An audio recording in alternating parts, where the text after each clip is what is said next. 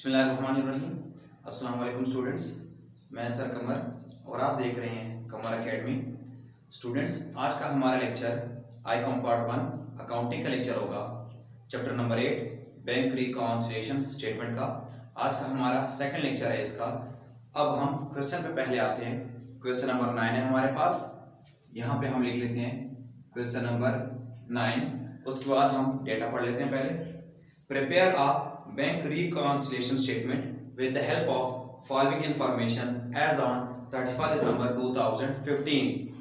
BRS बनाना है लेकिन किसी कंपनी वगैरह का नाम नहीं दिया, तो सबसे पहले हम इसका फॉर्मेट बना लेते हैं। तो जब किसी बंदे का नाम वगैरह मेंशन नहीं है तो आप ऊपर लिख सकते हैं XYZ, फिर लिख लेंगे बैंक रिकॉन्सिलिएशन स्टेटमेंट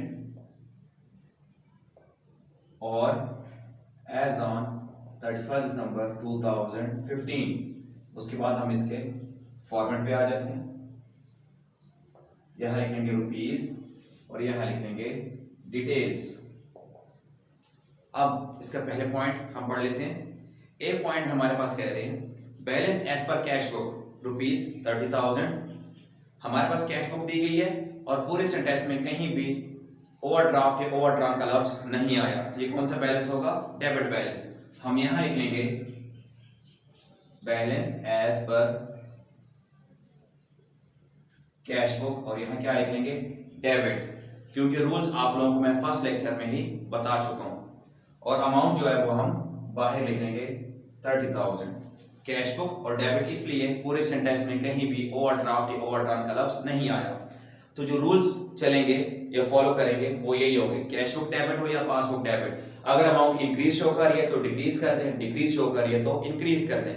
यहाँ वंस अगेन मैंने यहाँ एग्जाम्पल के तौर पे कैश बुक और पासबुक के दोनों में मैंने अमाउंट लिखी हुई है 40,000 और 40,000, यानी दोनों बुक्स में अमाउंट इक्वल शो कर रही है। और इसका मतलब हमारे अकाउंट में 40,000 रुपए पड़े हैं और हम ये सपोज के तौर पे ले रहे हैं। अब सेकेंड पॉइंट पे आते हैं जो कि यहाँ पे बी पॉइंट है। Profit on account credited by bank rupees 1500। Profit on account, जो हमारा बैंक में अकाउंट है उस पे प्रॉफिट हमें मिला, क्रेडिटेड बाय बैंक, बैंक ने हमारे अकाउंट में क्या कर दिया? क्रेडिट कर दिया। मैंने स्टूडेंट्स आप लोगों को बताया था जब बैंक हमारे अकाउंट में पैसे जमा करता है तो क्रेडिट करता है और जब निकालता है तो डेबिट। यहाँ पे कह रहे हैं profit on account credited bye bank, bank ने हमारे अकाउंट में 1500 रुपया प्रॉफिट के नाम पे क्या कर दिया? ऐड कर दिया। तो बैंक ने यहाँ पे पासबुक में क्या कर दिया होगा? 1500 रुपया ऐड कर दिया होगा। हमें तो पता ही नहीं है, बैंक ने काम किया। जब बैंक ने यहाँ पे ऐड किया होगा तो पासबुक में उसने ऐड किया, तो यहाँ अमाउंट शो हो रही है 41,500। हमारे पास कैश बुक में उतनी ही अमाउंट शो हो रही है, कोई फर्क नहीं पड़ा। पहले बता चुका हूँ, हमने अपनी ही बुक को देखना है बस। अब कैश बुक में 40,000 और पासबुक में 41,500। हमारी बुक कम शो कर रही है, कैश बुक डेबिट है, यही रूल चलेंगे। जब हमारे पास कम शो कर रही है तो जब कम शो कर रही है तो क्या करना है? इंक्रीज करना है, ऐड कर देना। तो यहाँ हम लिख लेंगे ऐड और यहाँ हम लिख लेंगे लेस।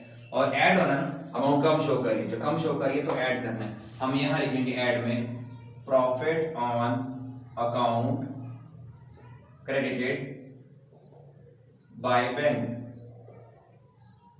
Amount rupees 1500। और ये जो पॉइंट है, ये जो हमने कर लिया है, इसको हम यहां से क्या कर देते हैं? वंस अगेन मिटा देते हैं, क्योंकि पहला पॉइंट हमारा क्लियर हो गया। अब उसके बाद पॉइंट नंबर 3 जो कि यहाँ पे सी पॉइंट है उसको पढ़ लेते हैं। Bank paid rupees 5,000 as rent on behalf of account holder. Bank ने रेंट पे की है बिहाफ ऑफ अकाउंट होल्डर। अब फॉर एग्जाम्पल यहाँ किसी बंदे का नाम नहीं है तो हम इज्यूम करते हैं जो XYZ है ये हम लोग हैं। बैंक ने हमारे अकाउंट से हमारे बिहाफ पे किसी बंदे को रेंट पे कर दिया है, कितना? 5,000। जब बैंक ने हमारे अकाउंट से पैसे निकाल के उस बंदे को दिए होंगे तो उसने डेबिट कर दिए होंगे। डेबिट मीन उसने हमारे अकाउंट से पैसे निकाल लिए।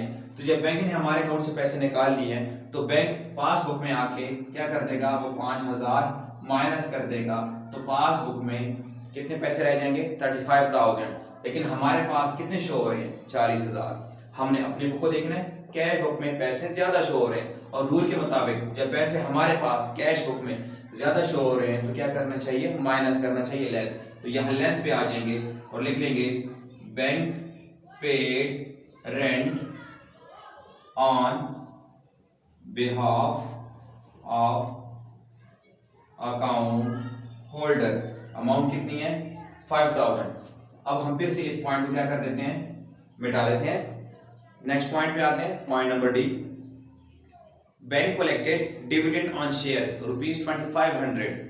बैंक ने कलेक्ट की है डिविडेंड ऑन शेयर्स।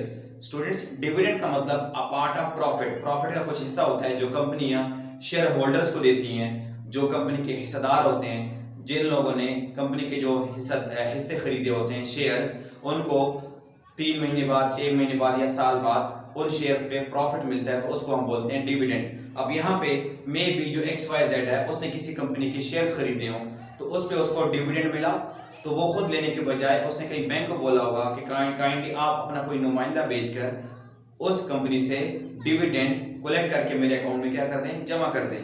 तो bank collected dividend on shares, bank ने कलेक्ट किया डिविडेंड ऑन शेयर्स। तो जो बैंक ने उस कंपनी से शेयर्स पे जो डिविडेंड है, प्रॉफिट का हिस्सा, वो जब कलेक्ट कर लिया होगा, ले लिया होगा, तो बैंक ने हमारे अकाउंट में क्या कर दिए होंगे, पैसे जमा कर दिए होंगे। अमाउंट कितनी है? 2500। जब बैंक ने हमारे अकाउंट में जमा किए होंगे, तो वो पासबुक में इधर आके 2500 रुपया क्या कर देगा, जमा कर देगा। जब बैंक में जमा हो गए हैं, तो यहाँ अमाउंट बन जाएगी 42,500। हमारे पास कैश बुक में अमाउंट उतनी ही शो हो रही है, क्योंकि ये काम बैंक ने किया है। हमारी कैश बुक में अमाउंट कम शो कर रही है, और मैं बार बार कह रहा हूँ, हमने कैश बुक को देखना होगा। कैश बुक में पैसे कम शो कर रहे हैं, जब कम शो कर रहे हो तो हमें क्या करना है, ऐड करना है। अब यहाँ ऐड पे आ जाएंगे ये पॉइंट, क्योंकि अमाउंट कम शो कर रही है, कम शो कर रही हो तो इंक्रीज करना है, बढ़ानी है अमाउंट। तो यहाँ पॉइंट वही लिख लेंगे, bank collected dividend on shares, कि बैंक ने क्या कर लिया, डिविडेंड कलेक्ट कर लिए शेयर्स पे। अमाउंट हम बाहर लिख लेंगे 2500 रुपीज। नेक्स्ट पॉइंट पे आते हैं, पॉइंट नंबर ई हमारे पास, और उससे पहले हम इस पॉइंट को यहाँ पे मिटा देते हैं, ताकि हमें क्लियर हो कि दोनों बुक्स में अमाउंट इक्वल है। और ये हम इसलिए मिटा रहे हैं ताकि पॉइंट टू पॉइंट हम क्वेश्चन को समझ लें।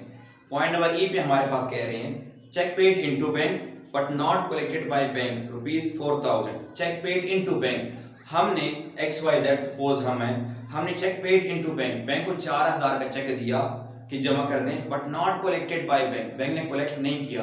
अब इस पॉइंट को समझें, जब हमने बैंक को 4000 रुपए का चेक दिया कि जमा कर दें, तो कैश बुक जो कि हमारे पास है, सबसे पहले हम उसमें जमा कर देंगे, क्योंकि जो काम हमारा है वो तो हम करेंगे, कैश बुक हमारे पास है। तो जब बैंक को चेक देंगे, तो चेक देने के बाद या कुछ भी हो, पहले हम अपने पास कैश बुक में जमा कर देंगे, ये समझ के कि जब चेक बैंक को पहुंच जाएगा, तो बैंक भी वो चेक क्या कर देगा, हमारे अकाउंट में जमा कर देगा, तो दोनों बुक्स में अमाउंट इक्वल हो जाएगी।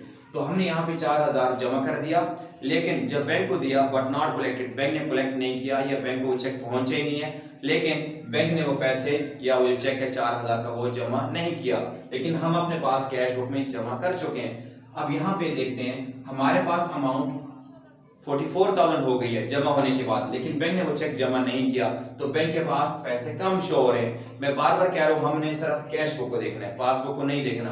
कैश बुक में अमाउंट ज्यादा शो कर रही है एज कंपेयर टू पासबुक। जब पैसे ज्यादा शो कर रहे हैं, तो आपने क्या करना है, लेस करना है। तो यहाँ लेस पे लिख लेंगे, cheque paid into bank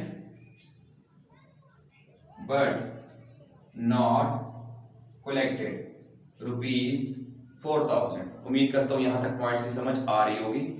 last point पे आते हैं, point number F, cheques issued but not presented to the bank for payment. इसको हम यहां से मिटा देते हैं, दोनों बुक्स में अमाउंट इक्वल शो कर रही है। चेक इशूड, चेक इशू का मतलब पैसे निकलवाने हैं चेक के जरिए, but not presented to the bank for payment 3000। हमने चेक लिखा, बैंक से पैसे निकलवाने थे, 3000 का चेक था, लेकिन बैंक को वो प्रेजेंट ही नहीं हुआ, यानी वो चेक बैंक को पहुंचे नहीं है, जो भी रीजन होगी, ठीक है, लेकिन हमने चेक इशू किया था। अब जब बैंक से हम पैसे निकलवा रहे हैं, तो हम क्या करेंगे, पहले अपने पास कैश बुक में पैसे माइनस कर देंगे, क्योंकि बैंक से निकालने थे, यही सोच के कि जब चेक बैंक को पहुंच जाएगा, वो हमारे अकाउंट से पैसे निकाल लेगा, ठीक है। तो इसीलिए जो कैश बुक हमारे पास है, जब चेक इशू किया, तो सबसे पहले हमारा जो काम है, हम अपने पास पैसे कम कर देंगे, क्योंकि बैंक से निकलवाने हैं। हमने अपने पास पैसे माइनस कर दिए।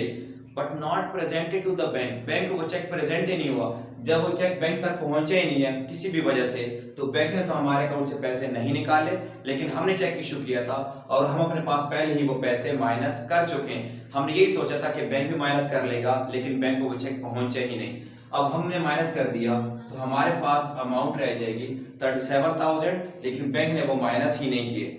हमने कैश बुक को देखना है, हमारे पास अमाउंट कम शो हो रही है एज कंपेयर टू पासबुक। जब अमाउंट कम शो हो रही हो तो रूल्स के मुताबिक जब अमाउंट कम शो हो रही है तो हमने क्या करना है, ऐड करना है, बढ़ाना है। ठीक है, तो यहां लिखेंगे ऐड में check issued but not presented, कि प्रेजेंट नहीं हुआ।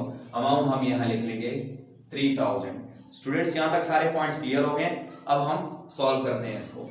यहां हम एक लाइन लगा लेंगे, ये ओरिजिनल अमाउंट थी, इसमें ये जो तीनों पॉइंट्स ऐड वाले हैं ये हम क्या कर देंगे, तीनों अमाउंट ऐड कर देंगे इसमें। तो ऑलमोस्ट हमारे पास जो अमाउंट बच जाएगा, जो टोटल हो जाएगी अमाउंट ऑलमोस्ट 37,000, इसमें हमने तीनों पॉइंट ऐड कर दिए तो हमारे पास ये आंसर आ गया।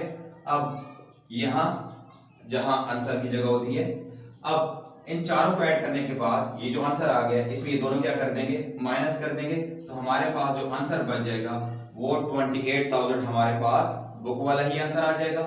लेकिन आंसर को नाम क्या देंगे, ऊपर कौन सी बुक है, कैश बुक, तो नीचे हम लिख लेंगे balance as per passbook, because ऊपर कैश बुक है और यहाँ डेबिट है तो हम यहाँ क्या लिख लेंगे, पासबुक क्रेडिट, क्योंकि बुक एक दूसरे के उल्ट लिखी जाती है और बैलेंस भी एक दूसरे के अपोजिट लिखा जाता है।